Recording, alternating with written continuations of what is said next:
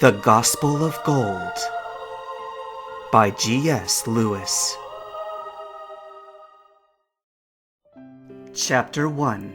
Lessons of Life. Rumors abounded for years following the miraculous birth of the boy by fire.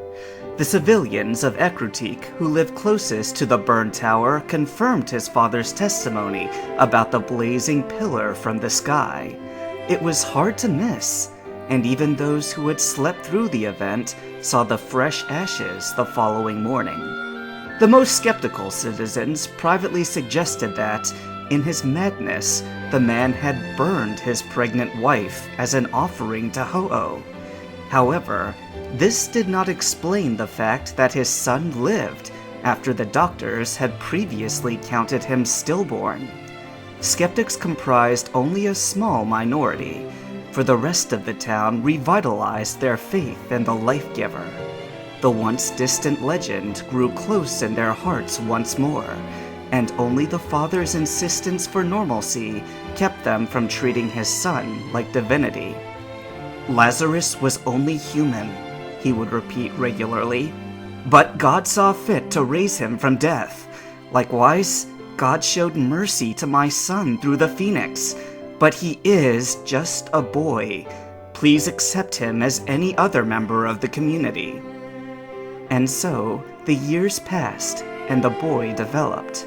As he became more self-aware, his father taught him the social norms and behaviors of society.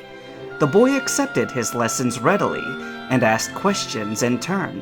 Most were basic for a 4-year-old, but some pushed the limits of his own knowledge. It was the beginning of another summer season, just after school had let out, that there was a going-away ceremony for 3 of the community's children. Every year, the man and his son had attended, as did the rest of the town.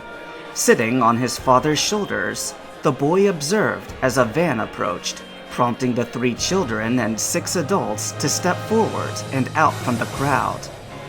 "Where are they going?" the boy asked. "They're leaving on a journey," his father answered, in the dramatic, excitable way one speaks to a child about life. "They're going to a new town to become Pokemon trainers." "Pokemon trainers?" the boy asked, confused. "Yes. You know how sometimes people from out of town visit Daddy's neighbors at the Ecruteak gym? They travel across the land and catch many pets, just like the ones you see in your animal crackers." "Oh!" The boy breathed an exhalation of awe. The man smiled and pointed at one of the 3 boys, a blonde child on the verge of his teens. "Look, see, there's your neighbor, Morty. He's going to take over the gym someday and be the strongest ghost-type trainer ever." The boy watched as Morty was enveloped in a crushing hug by his father and a more gentle embrace by his mother.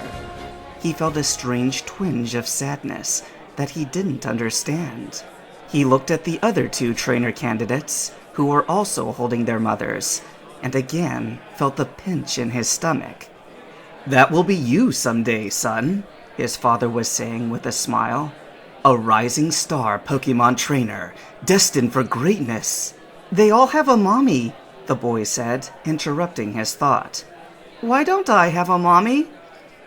The man paused, and a troubled look came over his face. He had been expecting this question ever since the boy had said his first word. Now that the time had come, however, he still wasn't sure his answer would be adequate.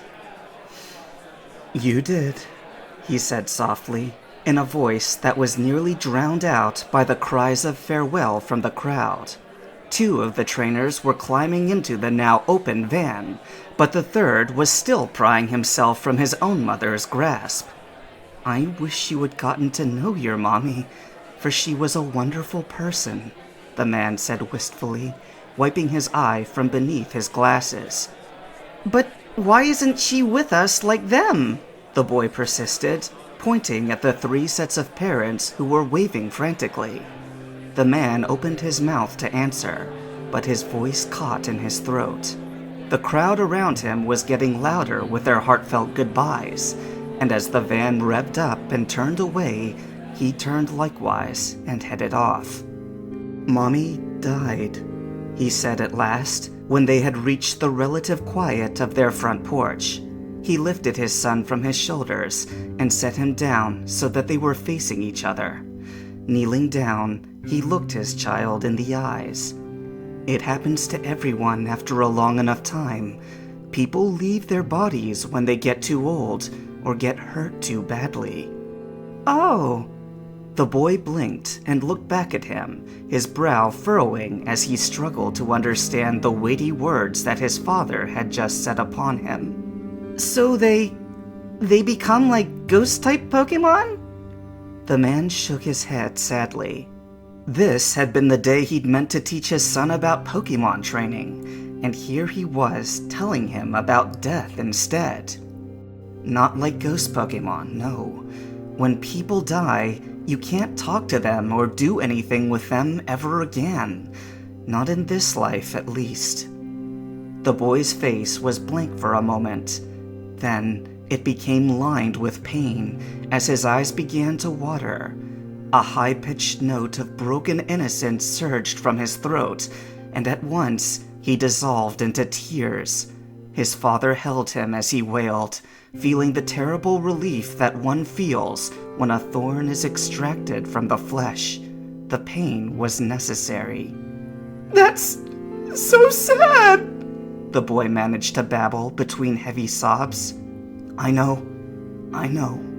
The man patted his son's back, doing what he could to assuage him.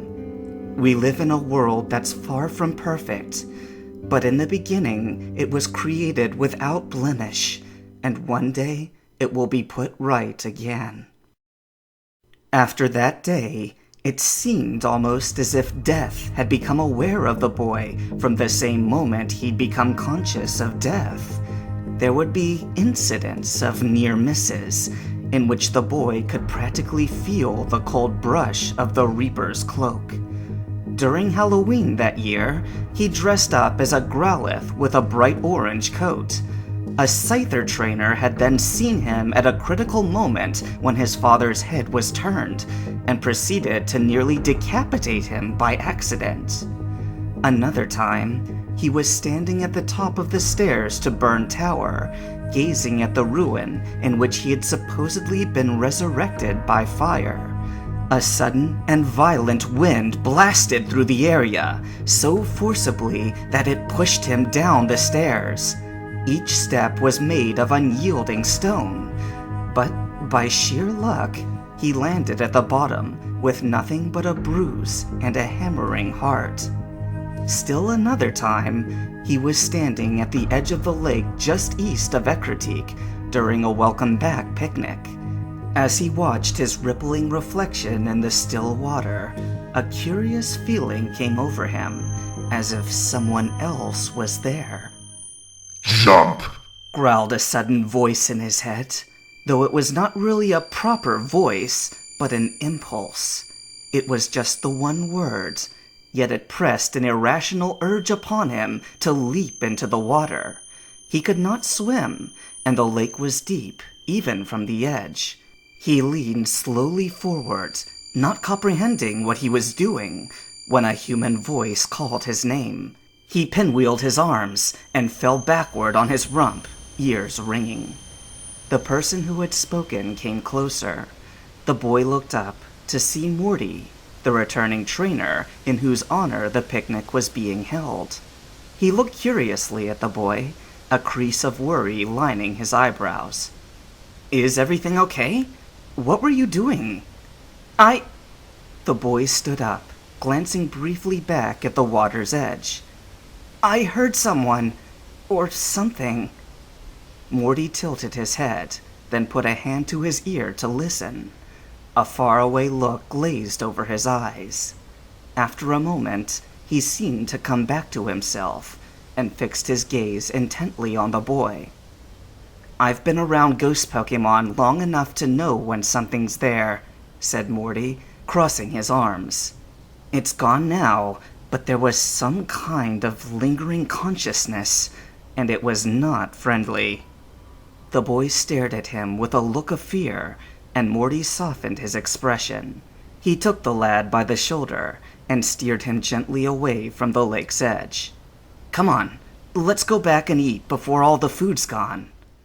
Morty must have regretted spooking the boy, for he refused to speak further on the incident, no matter how much the latter probed him. Even so, the two became friends in spite of their 10-year age difference. To his father's delight, the boy took up study under Morty's tutelage, becoming familiar with the ways of Pokemon training from the perspective of a gym leader.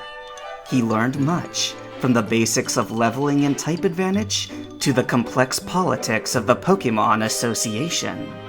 Usually, the boy would listen with rapt attention, but when Morty would discuss the nature of the league's cash flow, or particulars like the champion's veto power and decision-making, his head would spin. Years continued to pass, and the boy increased in knowledge and standing among his people.